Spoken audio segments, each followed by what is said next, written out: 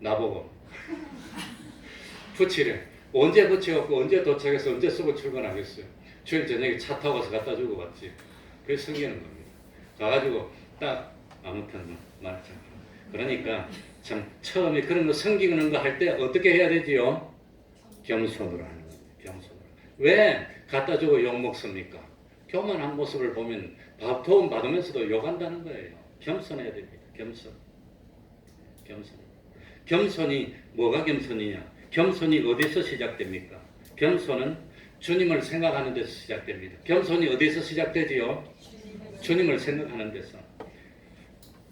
그러니까 주님을 생각하면 내가 누구라는 걸 깨닫지요? 죄인이라는 걸 깨닫는 거죠. 나는 스데반을 죽였던 죄인이야. 그런데 용서받았어. 그거 생각하면 어떻게 교만할 수 있습니까? 교만 못하는 거예요. 그거. 교만할 수가 없어요. 나는 죄 없는 사람을 핍박하던 사람인데 용서받았어. 어떻게 교만할 수 있습니까? 그러니까 사도 바울이 평생 겸손한 겁니다. 겸손한 겁니다. 그 다음에 무엇으로 주님을 섬겼다 그랬지요? 눈물입니다. 눈물. 주님을 섬기다 보면 속상할 때가 있습니다. 억울할 때도 있습니다. 자존심 상할 때 있습니다. 고통스러울 때도 있습니다. 분할 때도 있습니다. 억울할 때도 있습니다. 견딜 수 있는 일이 많이 있습니다. 그렇다고 외면할 수도 없고 포기할 수도 없고 거부할 수도 없고 참 폭력을 쓸 수도 없고 강제할 수도 없고 뭐 한단 말입니까? 눈물 뿌리는 겁니다. 나도 참 눈물이 많아져서 이거 눈물 없이 말을 못하겠는데 재미있는 일화가 있어서 하나 읽어드리겠습니다. 어떤 여자가 있었습니다. 아주 참 이쁜 여자였습니다. 근데 사춘기가 돼서 너무나도 멋진 남자를 만났습니다. 너무너무 남자가 너무 멋지게 보여서 남자에게 완전히 폭 빠졌어. 이 남자가 아니면 인생의 의미도 없고 이 남자가 아니면 내가 세상에 살아야 의미가 없을 것 같아. 너무너무 빠졌어. 그런데 부모가 보니까 완전 사기꾼이고 건달이야 이거는. 이건 저게다가 결혼하면 큰일 날 것 같아.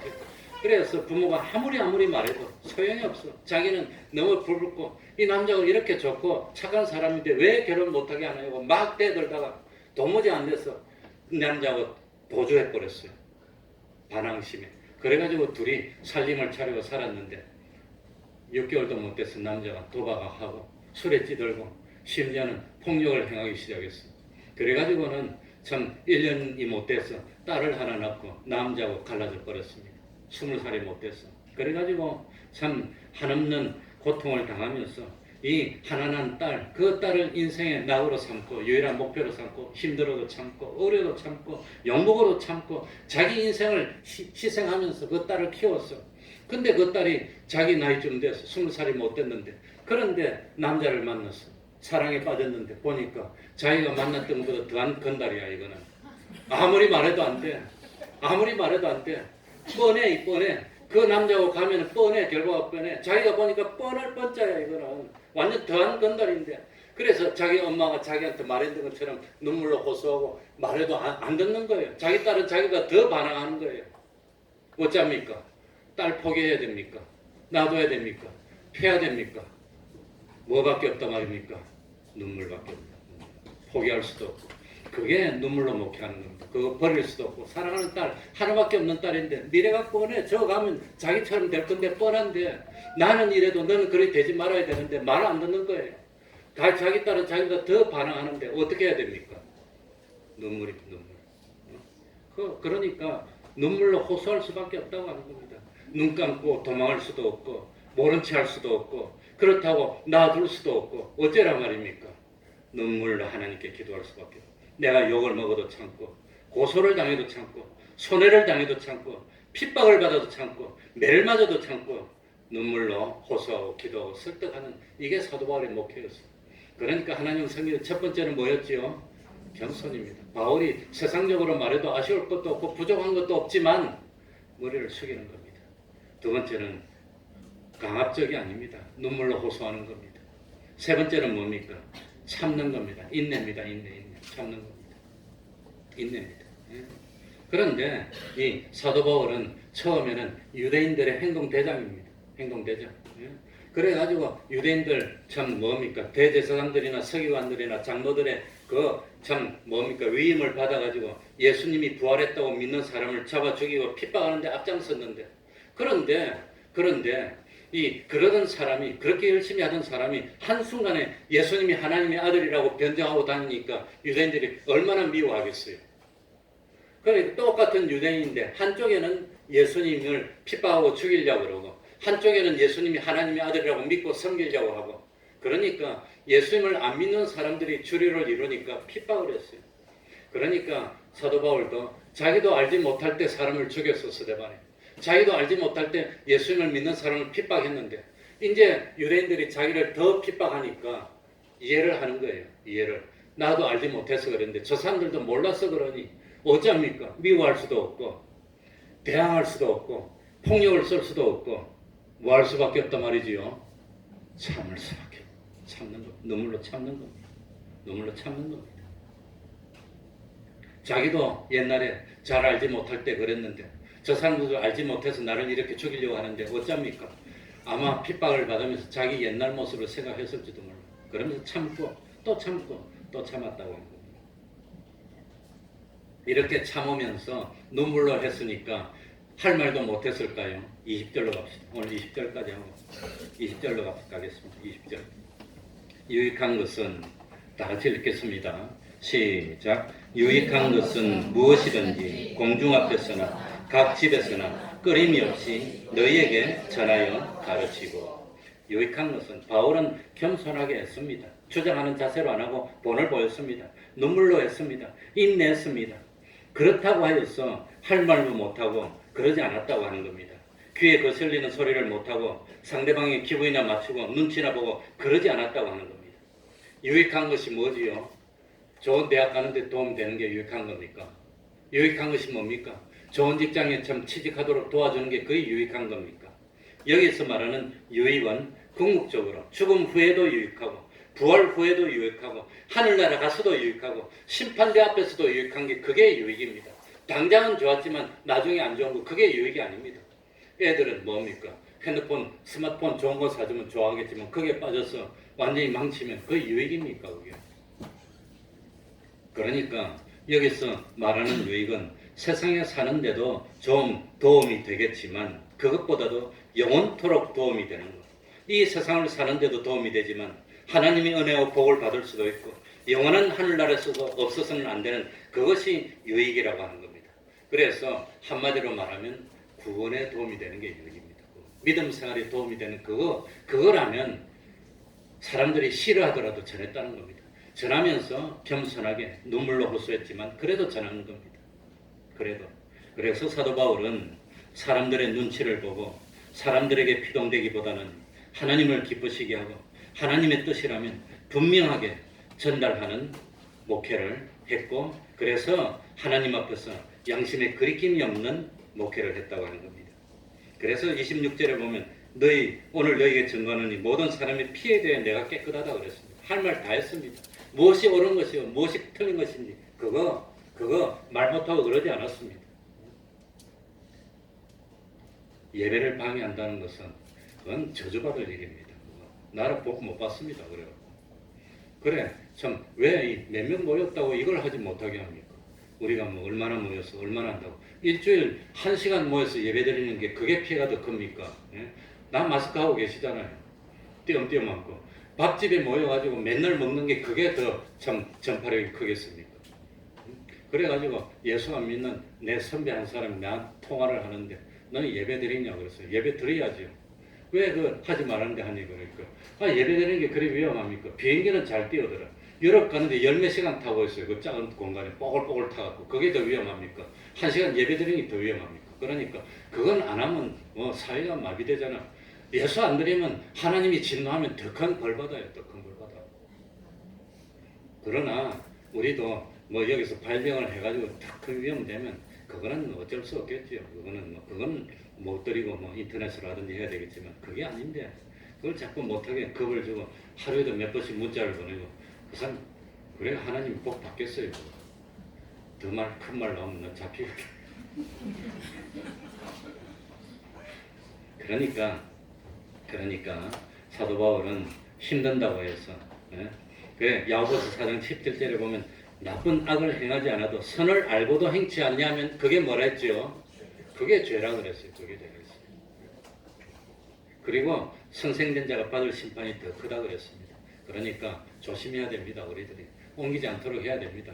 나도 다 됐지만 내 이 동사무소 가서 소독하는 거 받아서 이 소독 다 했어요. 내가 마스크 끼고 장갑 끼고. 그리고 오늘 아침에도 보니까 안내하면서 손잡이를 닦았었던데 손잡이 제가 다 닦았습니다. 문도 다 닦고 화장실 닦고 오천도 하고 다 했습니다. 그렇게 하나님 앞에서 최선을 다하고 내가 못하는 건 하나님께 맡겨야지 어떡합니까? 그러면서 참 예배드립니다. 그러니까 사도 바울처럼 우리도 주님을 섬기고 겸손으로 눈물로 인내로 그러나 사람에게 피동되지 않고 우리는 하나님의 백성입니다. 하나님의 말씀에 순종해야지 하나님의 백성이지. 하나님의 말씀은 거역하고 세상 말에 순종하면 그건 하나님의 백성이 아니지 그거는. 그러니까 하나님의 백성은 하나님의 계명을 지킬 거고 하나님의 백성이 아니면 세상 말만 지킬 거고 궁극적으로 하나님의 백성을 선택할 겁니까? 세상을 선택할 겁니까? 그거는 신앙의 양심에 따라 하시기 바랍니다. 그러나 사도 바울은 참 하나님 중심의 목회를 했고 구원에 유익이 되고 진리의 말씀이라면 끄리낌이 없이 다 전했습니다. 감추인 것이 드러나지 않을 것이 없고 숨은 것이 알려지지 않을 것이 없습니다. 말씀을 생각하면서 통성으로 기도하겠습니다. 사도행전 다음 부분은 다음 주에 계속하겠습니다.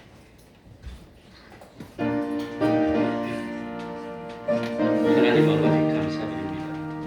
피로 이은 이 교회 이어가는 저희들이 될 수 있도록 베풀어 주옵소서.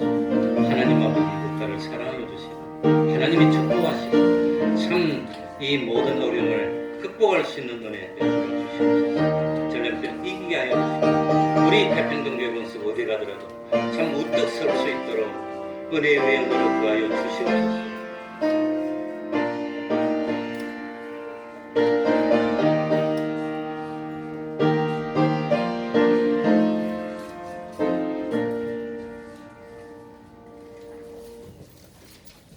(277장입니다)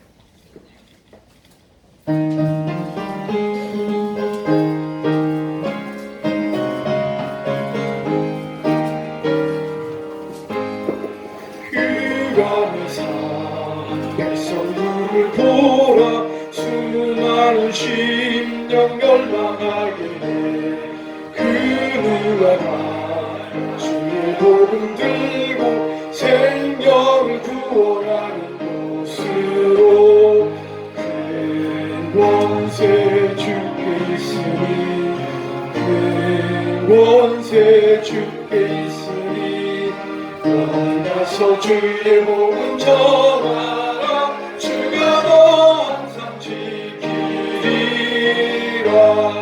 구원의 문 넓게 열렸으니 십자가 분명히 일어나노라 너희의 힘 하나로 뭉쳐서 죄악의 쇠사슬을 끊어라 권세 주께 있으니 권세 주께 있으니 나서 주의 복음 전하라 주가 너 항상 지키리라 왜 너희가 길을 가려느냐 주의 손 듣고 응답하여라 널 구원하라 예수 죽었으니 생명의 이 복음을 전하라 그 권세 주께 있으니 그 권세 주께 있으니 나서 주의 복음 전하라 주가 너 항상 지키리라 온 천하 예수의 그 말에 영광과 찬송 주께 드리네 속죄함이 구원받았으니 기쁨이 할렐루야 부르세 권세 주께 있으니 그 권세 주께 있으니 복음 전하라 주가 너 항상 지키리라. 71장 1절 찬송하면서 하나님께 헌금드리겠습니다.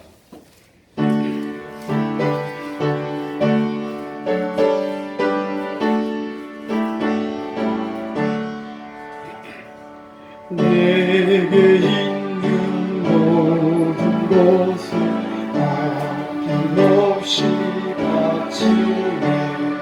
사랑하고 의지하여 주님 따라가겠네. 주께 드리네. 주께 드리네. 사랑하는 구주 앞에 모두 드리네.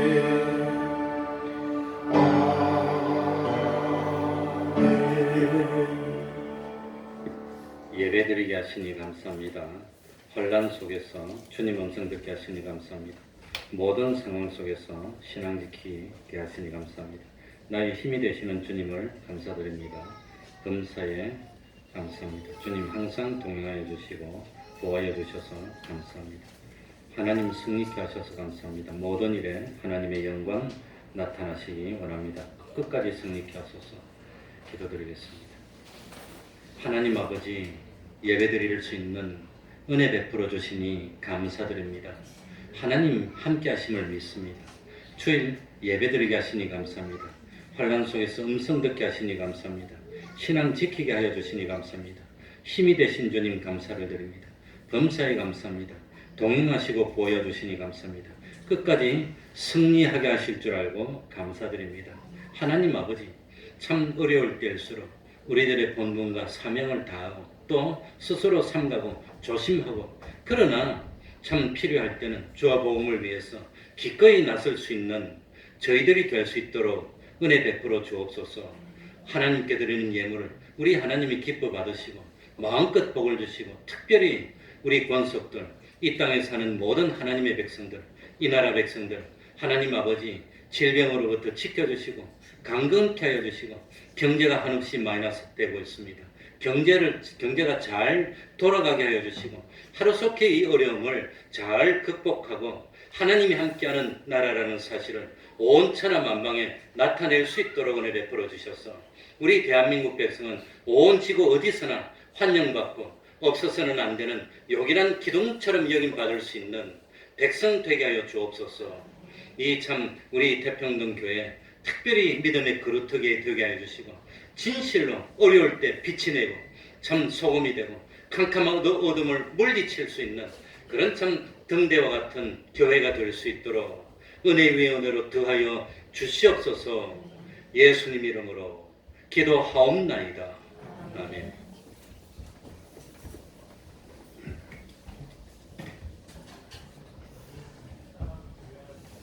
그래도 여기서 혹시 질환자가 나오면 부득이하게 그거는 안 되기 때문에 폐쇄를 해야 됩니다.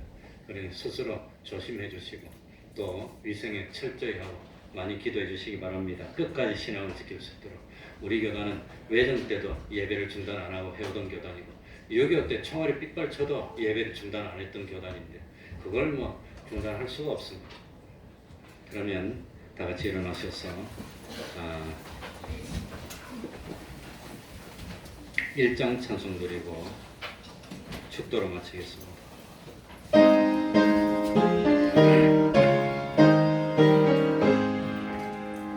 만복의 근원 하나님, 온 백성 찬송 드리고 저 천사여 찬송하세.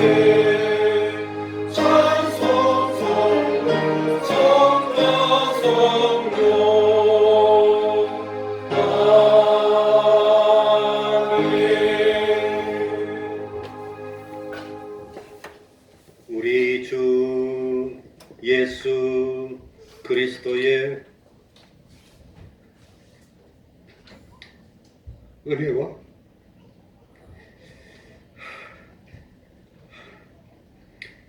하나님의 사랑하심과 성령님의 교통하심이 항상 함께하기를 축원하옵나이다. 아멘.